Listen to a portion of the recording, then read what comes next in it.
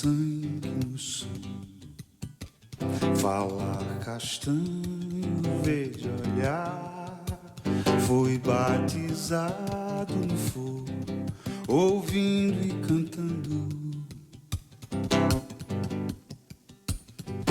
Quem bebeu água da fonte não vai se esquecer. Trago no sangue do sonho motivos para lutar, ladeiras do divino e becos da fome. Quem cruzou aquela ponte não vai se esquecer. Porque eu sou em paz. Não cheguei sozinho. Canções da minha dor, canções do meu pesar, canções do meu amor, canções do meu amar. Quem agora é distante para não dizer, eu sou em paz. Não cheguei. Pra mim tá ótimo aqui, cara. Ok, já estamos gravando no ar. Olha aí. Olha aí, pronto. Aqui assim, naturalmente. Não você é, rapaz? Não sente. Dramática, plástica, pânica, cênica, cônica, cúbica, toda arte esdrúxula. Eu amanheço. Poética, apócrifa.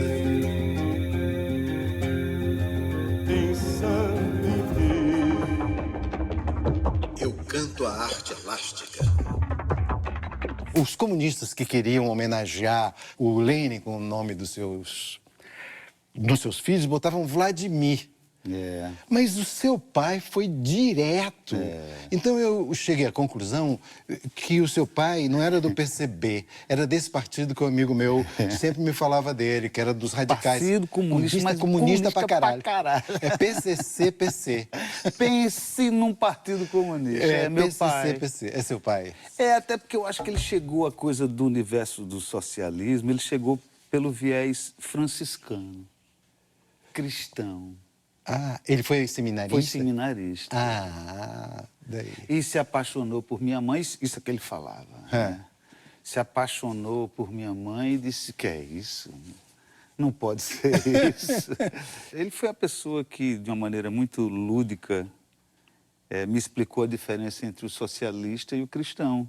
Ele disse que o cristão é é o ser humano que trabalha para depois da morte chegar no paraíso. E que o socialista quer o paraíso aqui, antes de morrer. O comunista é só um cristão apressado. Isso aí. É um ansioso, né? Ansioso. Esse é um momento bom de falar de política, mas não é aqui o nosso tema hoje. Eu quero falar disso que é você, que é o mestre de orquídeas. Rapaz, foi uma paixão fulminante, avassaladora. Quando meus filhos começaram a crescer um pouco, eu e a Aninha, que é a minha parceira, a gente sentiu uma certa necessidade de ter um canto para ter uma relação com a terra de alguma maneira, de ter animal, bicho. Eu queria fazer um pomar. A gente comprou um sítio perto daqui do Rio, 1 hora e pouco daqui do Rio. E a primeira coisa que eu quis fazer foi mapear o que tinha, porque estava abandonado há um tempão o terreno. E aí, com um amigo agrônomo, a gente começou a andar. O que é que tem aqui? Ah, isso é árvore tal e tal. Foi identificando o que tinha. E, para minha sorte, tinha um bicho muito estranho em cima de uma árvore. Muito estranho. Que depois eu descobri que era um cataceto, uma família De orquídeas. das orquídeas, com a flor mais estranha ainda. Tem uma coisa da libido ali, da sedução em cada flor, né? Essa coisa de... Depois eu descobri essa peculiaridade de ter em cada flor os dois sexos. E só é polinizado porque ela ludibria um agente polinizador, que é um inseto, geralmente. E o inseto está ali achando que está dando uma. Isso é o mais bacana. Ela simula o feronoma ou o shape da fêmea, a cor. É muito, muito interessante. Então, isso... Porque tem uma coisa da palavra orquídea, orquis que é testículo. Isso aí. Porque ela tem, no labelo, os dois. Ela tem os ovinhos e os óvulozinhos. E ela obriga o animal, inebriado pelo cheiro de uma fêmea, a ele entrar ali. E ele, ao entrar, a flor dispara nas costas deles a coisa masculina. E ele carrega para outra flor. Então, na segunda visita dele, ele já está agindo como um polinizador, achando que está trepando o dia inteiro e tadinho está sendo ludibriado. É um golpe, assim, muito interessante e um sinal de evolução tremendo. Imagina se a gente acorda, hoje eu estou mais para pau ou mais para xota. E isso foi um encantamento atrás do outro. A especificação dessas espécies, o endemismo dela... E isso foi se ampliando. E eu, para poder queimar etapas, eu virei cebeiro, assim. Então, eu viajando muito com música, nas principais capitais, principais cidades. Já tinha listagem dos principais sebos. Aí tudo que é taxonomia, tudo que é descrição de planta, eu passei a adquirir. Então, fui fazendo uma coleção. Eu tenho uma biblioteca... Eu tenho o Pabst no início, o Rhone, tenho as principais... Tudo que é descrição no mundo, eu tenho, cara. Eu tenho uma biblioteca... De botânica. De botânica, porque essa coisa foi se ampliando. Primeiro eram as orquídeas. Só as orquídeas, aí depois... Aí isso foi se ampliando, porque aí você descobre outras... Roberto Menescal, que ele começou com as orquídeas, depois migrou para as bromélias. Aí você vai descobrindo essas paixões. Por exemplo, eu descobri um cara no interior de Pernambuco que a paixão dele é uma família de bromélias chamadas tilândsias, que é mais específico ainda, deve ter 30 espécies só dentro dessa família, sabe? Aí você vai descobrindo esses loucos, né? E vai fazendo uma rede de informação desses loucos. Porque isso não tem valor no mercado. Isso é só o cara que é muito apaixonado que tem. Então, as micros, porque eu tenho muita micro... Eu preciso de uma lupa eletrônica para ver a flor. Sim, tem várias famílias dentro do universo das orquídeas que a gente chama as micro-orquídeas. Que é... Eu, por exemplo, eu cultivo no sachê do café. Eu usei que é tudo furadinho, Aí eu boto esfagno ali, penduro, minha coleção é toda ali. Isso a orquídea me deu também, Aderbal, a coisa do reaproveitamento das coisas. Não é só a paixão pela planta, e sim saber que um travesseiro velho pode ser um substrato, todo o isopor que eu produzo, a garrafa PET que eu produzo, vira ou substrato ou pote de cultivo. As orquídeas têm esse negócio. Principalmente, ela equilibra três coisas. Uma é a coisa ela adora a claridade, mas ela tem horror a sol direto. Ela só gosta do sol da manhã, quando o sol nasce. Pegar aquela rajada de frente, ela gosta. Portanto, se você quer entrar numa floresta e saber se tem orquídea, descobre onde o sol nasce, vira de costa para ele e entra. Se tiver orquídea, vai estar virada para você. Essa é uma boa dica. Até grandes colecionadores não levam isso em consideração, o eixo da planta. As minhas plantas têm todas elas uma ranhura e essa ranhura está voltada para o sol nascente. Eu posso pegar ela, mostrar para você, dizer, olha que planta linda e tal. Quando eu vou botar no lugar, se eu não botar na ranhura certa, na direção do sol certa, nascente, ela hiberna. Ela fica, às vezes, 1, 2 anos sem florir. Então, essa é uma grande característica, é equilíbrio da claridade. Ela gosta da claridade, tem o rosto sol direto. Outra coisa, ela adora o arejado, ao ar livre, mas não gosta do vento direto. Por isso que a maioria delas está agarrada nas plantas. Não porque é um parasita, mas que ela se protege tanto da luz incidente direta, como do vento incidente direto. Que ótimo. E a terceira coisa que é mais interessante é que ela adora água, mas tem horror à umidade. Pode ser um paradoxo isso, mas eu explico, porque por isso que as raízes delas são aéreas. Ela não precisa nada da planta, ela não está tirando nada da planta. Na condensação do dia, quando amanhece, ela mesmo já produz a quantidade de umidade que precisa. Então, se você equilibrar essas três coisas, você pode cultivar qualquer tipo de orquídea. E talvez essas coisas contraditórias e paradoxais que existem nela já estejam na sua origem masculino-feminina, não é? Que Lógico. A robustez da planta, porque, olha, para matar uma orquídea, não a flor, que é muito delicada, mas a planta é muito robusta. Você tem uma planta que pode ficar 15 dias dentro de uma mala minha.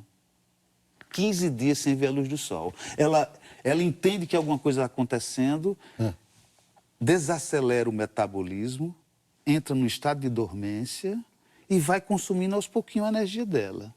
Na hora que eu tiro e boto para respirar, para dar um vento, ela em seguida já aconteceu alguma coisa, mas agora eu estou bem. Ah, cheguei. Isso também é fascinante na planta. Que é uma paixão muito arrebatada. Eu faço minhas turnês em função das plantas que eu quero ver. Eu vou ali, pessoal, vou encantar. Deixa eles acreditarem, eu vou ver as plantas que eu vou ver lá. Eu viajo, as minhas cases vazias, o caminhão que leva meu som traz minhas plantinhas. Eu tenho uma rede de amigos, uma rede de amigos. E é engraçado que essa paixão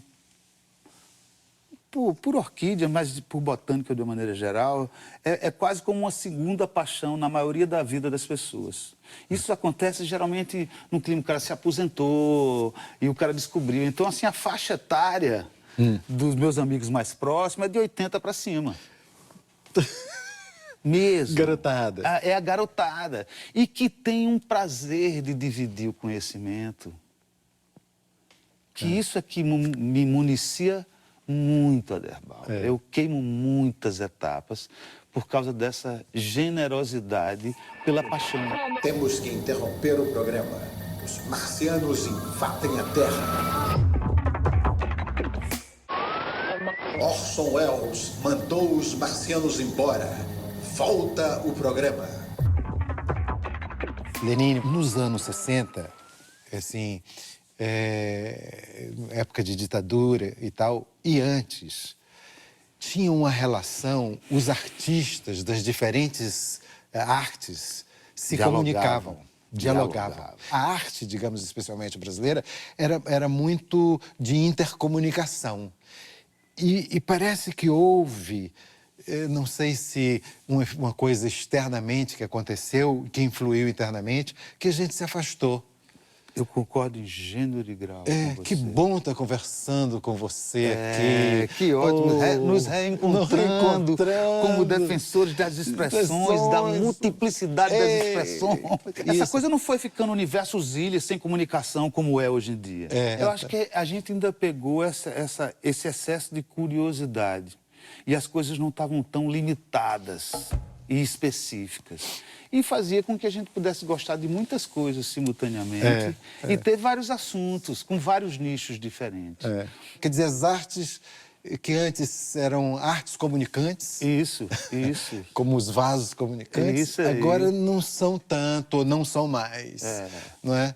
É verdade. Vamos fazer uma campanha na antitelevisão. Você sabe que eu já exercito isso. Eu trabalho já por 2 vezes, eu fiz trilha para o Grupo Corpo, embora eu esteja trabalhando com música, mas é um exercício de você projetar na cabeça do outro o exercício de palavras e sons para aquilo ser um estímulo para a expressão corporal. Isso para mim foi um deleite. Eu sei da sua colaboração com os Pederneiras, né, do Grupo Corpo. Isso foi um divisor de águas na minha mecânica de criar. Foi engraçado porque quando o Rodrigo, o Paulo me chamaram para conversar no primeiro convite, e eu era um inexperiente, mas um apaixonado pela música, de uma maneira geral, e eles já percebiam que o tipo de música que eu fazia podia ser estimulante para aquela expressão de corpos, né? Ele me disse só 3 coisas. Eles disseram: é você quem vai fazer a trilha, a gente precisa de 40 e poucos minutos de música inédita, e você mostra quando achar que deve, que eu só vou trabalhar depois da trilha pronta. Então isso, eu nunca trabalhei com tanta liberdade. Foi opressor, inclusive. Porque de um momento para outro, eu entrei no estúdio sem ter nada composto, a não ser um banco de ruídos, que isso eu faço há muitos anos, ruídos sonoros. Por exemplo, eu pego brinquedos sonoros dos meus filhos. Tenho 3 filhos, eles foram crescendo, mas eu nunca me desfiz dos brinquedos. Um pouco essa coisa que a gente carrega. Eu carrego de sons. Eu gostei muito da experiência de me impor, ter que fazer uma música por dia. Em cima de uma ambiência pré-estabelecida, uma história, uma narrativa, que só era importante para mim, mas era importante para mim tê-la. E eu descobri aí que eu não fazia meus discos, fazendo uma analogia com a literatura, eu só fazia coletânea de contos. Eu nunca tinha feito um romance. Porque quando eu tinha o desejo de fazer um disco, mais da metade dele eu já havia composto. Porque o exercício da composição não para. E aí eu digo, vou fazer um disco. Metade agora eu vou gravar isso. Depois daí eu fiz na sequência o Labiata, o Chão e agora, fechando a trilogia, o Carbono. São 3 tentativas minhas de perseguir o romance sonoro. As canções só surgem como forma de capítulo. Primeiro eu tenho o título, o universo que eu quero transitar, a ambiência sonora, e só então eu vou fazer. A primeira música tem que ser isso, tem que falar sobre isso, eu vou e faço. No segundo dia é o segundo capítulo. O segundo capítulo tem que levar... Isso foi muito significativo para mim, na mecânica do fazer. Eu não tinha visto ainda essa relação entre literatura e música tão curiosa, tão precisa, que as músicas são contos. Isso. E que você descobriu como fazer romances. Isso. E que você fez um primeiro romance como trilha para um balé. Isso. E que agora você passou a compor romances. A fazer meus discos. Eu vou fazer como um romance. Meu Isso. disco é um romance. Vou escrever, compor esse romance. Isso. E cada música é um... Inclusive a sequência que delas. Maravilha. E que maravilha. Sequência, Carbono começa a dizer, o que eu sou em par. Não cheguei sozinho. A segunda canção, não por acaso, diz: o impossível vem para ficar. Então, a sucessão das canções são realmente os capítulos de uma narrativa, né? Isso mudou, cara. Mudou realmente, profundamente a minha relação. Isso porque, a gente está falando tudo isso porque houve aquele afastamento das artes, né? E que nós, por acaso, somos 2 pessoas que ainda acreditamos nessa comunhão, nessa promiscuidade de expressões. Exatamente. Nesse processo todo, teve uma coisa de eu preservar um certo coletivo no fazer, que tenha muito a ver com teatro. Eu sofro de uma alta fidelidade muito grande e os meus parceiros de música, de show, tem gente que está há mais de 25 anos comigo. O batera toca há 25, a guitarra está há 18. Então, isso por quê? Porque eu entendi muito cedo que parte significativa da minha assinatura eu consegui com este coletivo. Então, eu consegui diferenciar de uma maneira muito indelével o que é o disco, e é um processo hospitalar, asséptico, dentro de um estúdio. Isso é uma coisa. E outra coisa é o ritual dionisíaco da fudelança, que é o palco. Eita, exatamente. E isso aí são 2 coisas completamente diferentes. Equilibrar isso é o grande jogo para quem trabalha com música. Quer dizer, para mim foi fundamental, por um lado, preservar no aqui e agora da execução, do teatro, do que está acontecendo, esse lado coletivo, do exercício de fazer junto, de experiência. Isso dá um sabor completamente diferente. E o disco é apenas uma foto que você faz daquelas canções. Você veste ela daquela maneira e tira uma foto. Isso não quer dizer que você possa vestir de outra maneira. Se vai na praia, bota só uma sunga na bichinha e tá tudo certo. Vem cá, mostra para mim um capítulo do seu livro novo. Ah, lógico, cara. Do carbono. Do carbono. Ó, Ah. deixa eu chegar aqui, ó. Ah.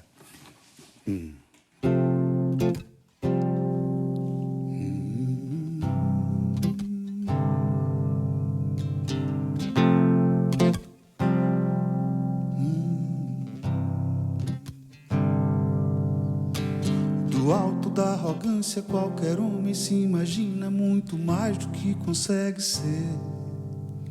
É que vendo lá de cima a ilusão que lhe domina, diz que pode muito antes de querer. Querer não é questão, não justifica o fim. Pra que complicação? É simples assim. Focado no seu mundo, qualquer homem se imagina muito menos do que pode ver. No escuro do seu quarto, ignora o céu lá fora e fica claro que ele não quer perceber. Viver é uma questão de início, meio e fim. Pra que a solidão? É simples assim.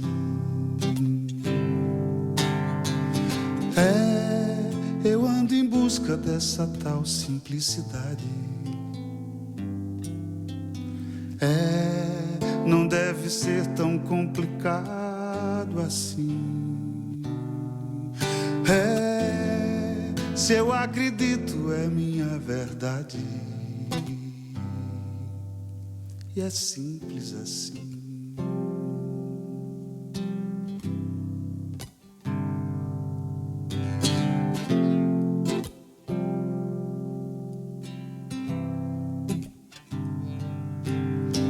E a vida continua surpreendentemente bela, mesmo quando nada nos sorri. E a gente ainda insiste em ter alguma confiança num futuro que ainda está por vir. Viver é uma paixão, do início, meio ao fim. Pra que complicação? É simples assim. Eu ando em busca dessa tal simplicidade. Não deve ser tão complicado assim. Se eu acredito, é minha verdade. Eu vivo essa paixão, do início, meio ao fim. Pra que complicação? É simples assim. Eu vivo essa paixão, do início, meio ao fim. Pra que complicação? É simples assim.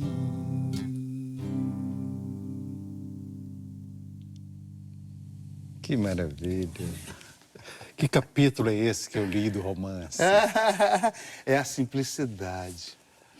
A procura.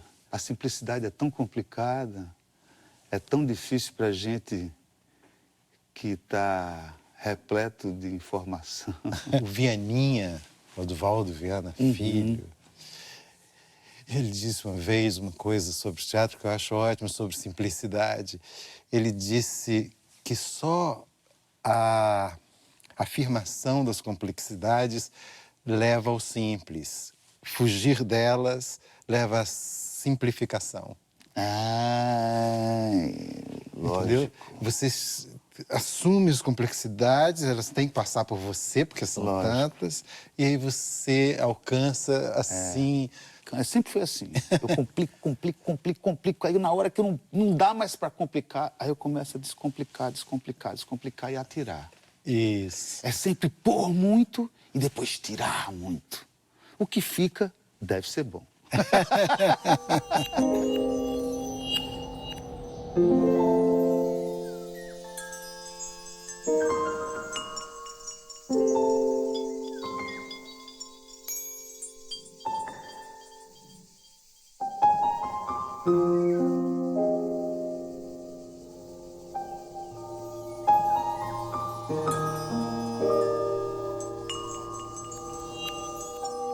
Não é por aí.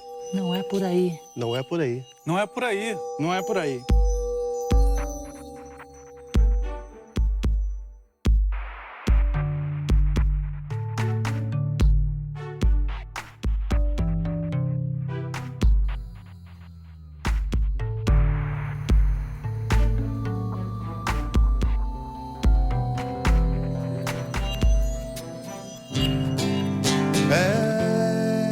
Eu ando em busca dessa tal simplicidade.